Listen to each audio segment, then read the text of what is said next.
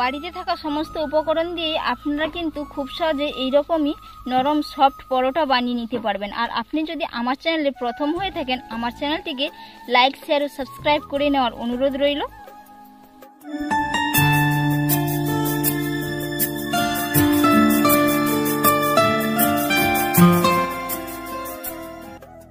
আজ আমি আপনাদের এক বাটি আটা দিয়ে দারুণ একটি মজার রেসিপি শেয়ার করব। সকালের ব্রেকফাস্ট কিংবা রাতের ডিনারের জন্য এই রেসিপিটা আপনারা অবশ্যই বাড়িতে একবার বানিয়ে দেখতে পারেন। এর জন্য আমি এক বাটি আটা নিয়েছি, আপনারা আটার পরিবর্তে ময়দাও দিতে পারেন। পরিমাণ মতো লবণ দিয়ে আমি একটি ডো তৈরি করে নেব। অল্প করে একটু সাদা তেল দিয়ে দিচ্ছি, ভালো করে ময়াম করে নেব। তারপর জল দিয়ে ডো তৈরি করে নেব।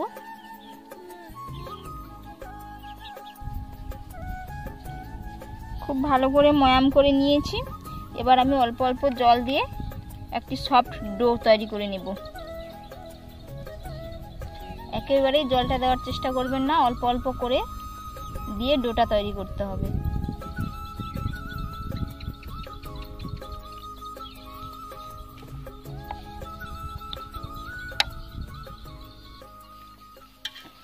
এই যে খুব সুন্দর করে একটি সফট ডো তৈরি করে নিয়েছি। তো এটাকে আমি এবার রেস্টে রেখে দেব। ততক্ষণে আমি একটি পুর বানিয়ে নেব। উনুন জ্বেলে নিয়েছি, এবার কড়াই বসিয়ে দিলাম। কড়াইয়ের মধ্যে তেল দিয়ে দিচ্ছি। আজকের পুরটা পুরোপুরি বাড়িতে থাকা সবই উপকরণ দিয়েই কিন্তু বানিয়ে দেখাবো। ফোড়নের জন্য দিয়ে দিচ্ছি কালো জিরে আর গরম মশলা। ফোড়ন ফুটে গেছে, এবার আমি পেঁয়াজের কুচি দিয়ে দিচ্ছি। পেঁয়াজটা ভালো করে ভাজা ভাজা করে নেব।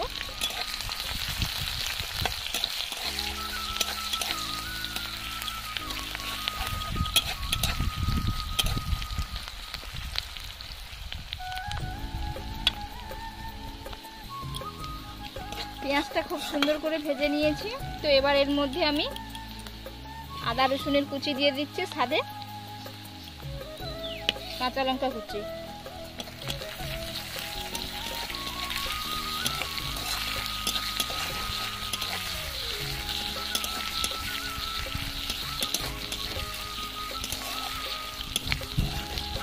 আমি একটা পেঁয়াজ দিয়েছি, আপনারা চাইলে পেঁয়াজের পরিমাণটা বাড়িয়ে কমিয়ে নিতে পারেন।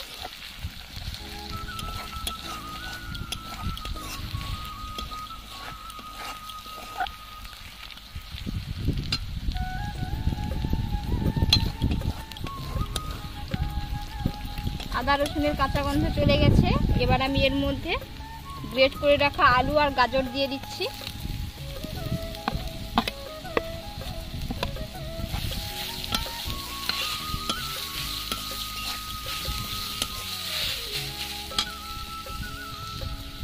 পরিমাণ মতো লবণ।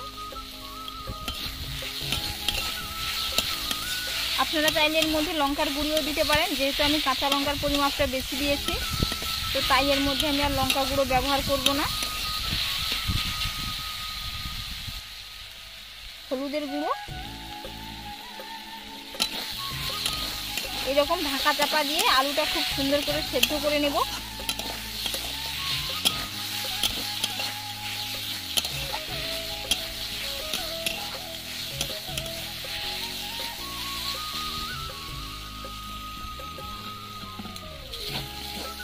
খুব সুন্দর করে আলুও সেদ্ধ হয়ে গেছে।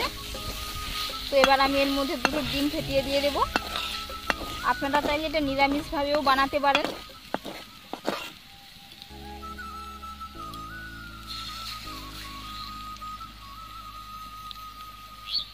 এইভাবে খুন্তি দিয়ে একটু নাড়িয়ে দেব।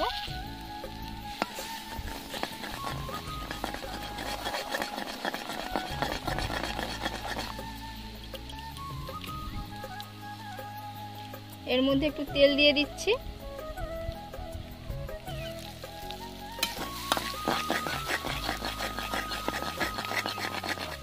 আপনারা চাইলে ডিমটা আলাদা করেও ভেজে নিতে পারেন। এইভাবে ভাজলেও খুব সহজেই হয়ে যায়।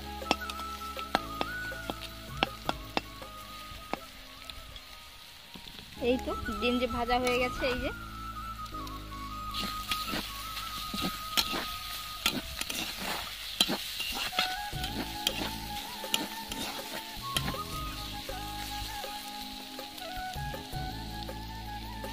সুন্দর করে পুর রেডি হয়ে গেছে। আপনারা চাইলে এর মধ্যে একটু গরম মশলার গুঁড়োও দিতে পারেন, যেহেতু আমি ফোড়নে গরম মশলা দিয়েছি তো আর দিলাম না। এবার আমি নামিয়ে নেব। এই যে কত সুন্দর একেবারে ঝুরঝুরে পুরটা রেডি হয়ে গেছে। তো এবার আমি লেচি কেটে নেব। কত সফট হয়েছে ডোটা, যেরকম আমরা রুটি বা পরোটা বানাই ঠিক একই রকম ভাবে লেচি কেটে নেব।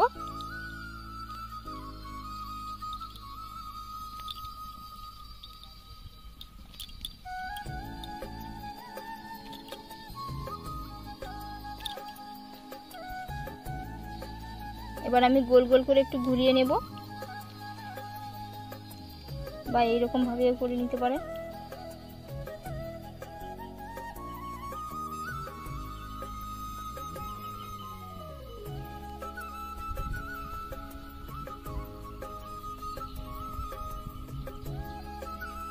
এরকম ভাবে সবগুলো বানিয়ে নেব।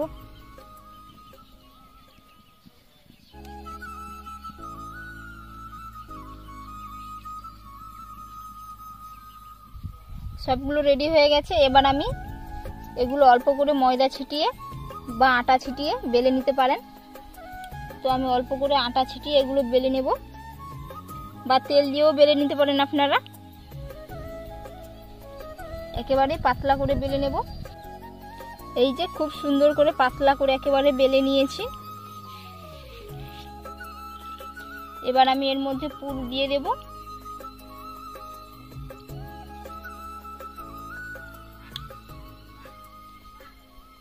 ত্রিভুজের মতো করে দিয়ে দেব।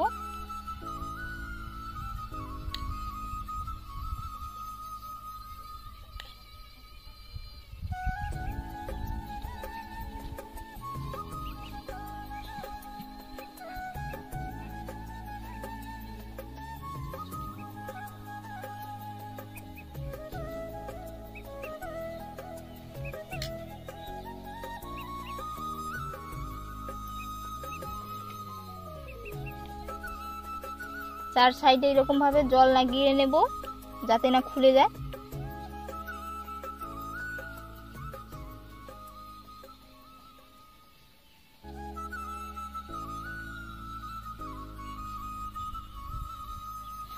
এবার আমি এগুলো ফোল্ড করে নেব। এইরকম ভাবে ফোল্ড করে নিতে হবে।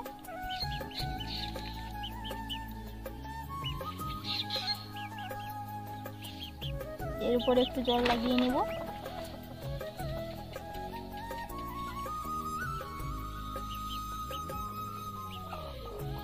এই যে হয়ে গেছে।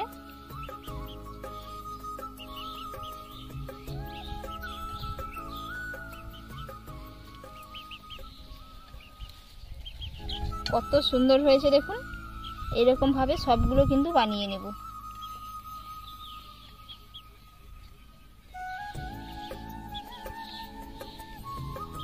আর একটা আমি আপনাদের দেখাচ্ছি। তো এটাও ঠিক একই রকম ভাবে বেলে নিয়েছি। তো এবার এর মধ্যে আমি পুর দিয়ে দেব।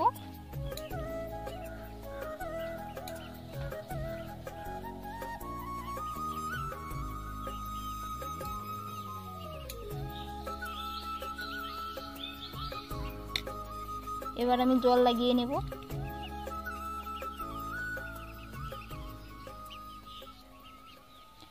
জল লাগিয়ে নিয়েছি।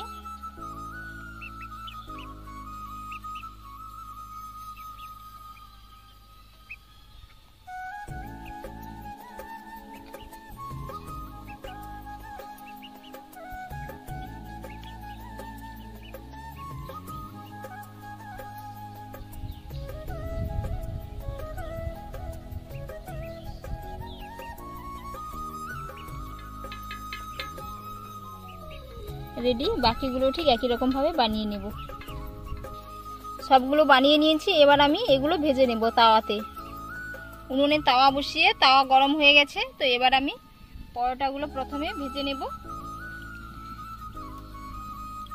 দুটো দুটো করে ভেজে নিচ্ছি।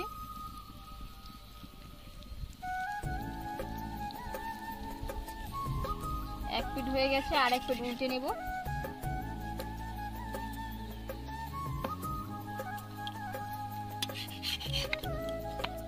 অল্প অল্প করে তেল দিয়ে ভেজে নিতে হবে।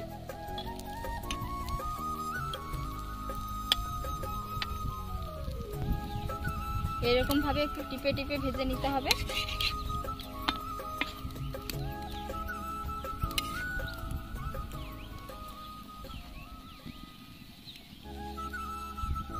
কতটা ফুলে গেছে, এই যে